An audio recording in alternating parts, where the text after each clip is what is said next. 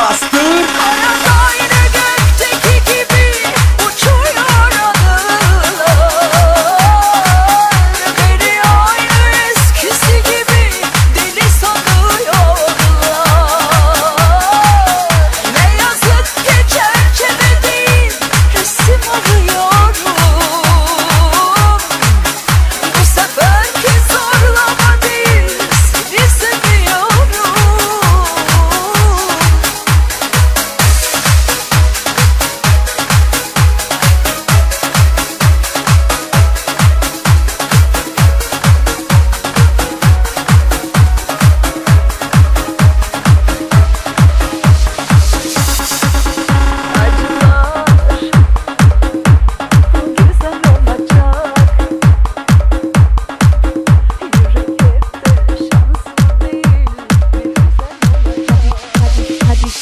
Hadi gel, sen de oyna, sen de oyna, sen de oyna,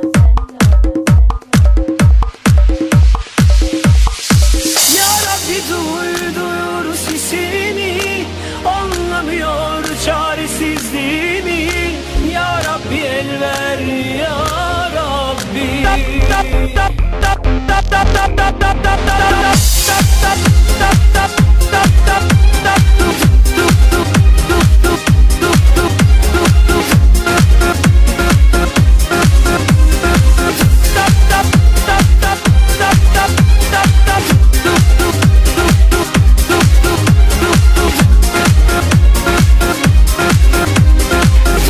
DJ Parlak. Uzakta, çok uzakta güneyde, yazları sıcacık ve aşık, kışları soğuk ve sensiz. Bir şehir ve ben üşüyoruz, bir uğrasam diyoruz.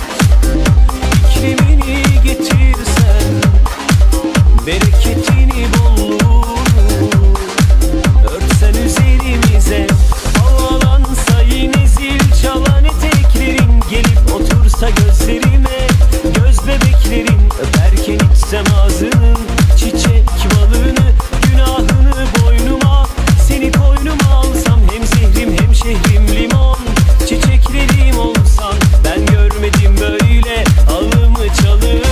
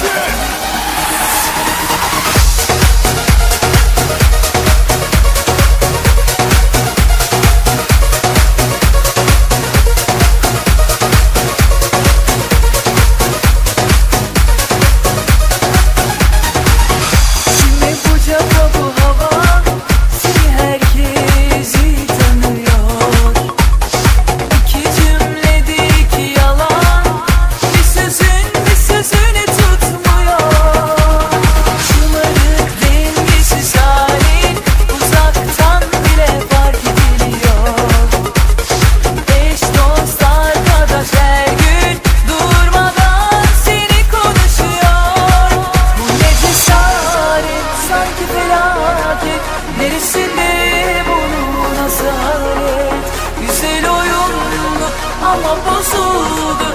Her şey çok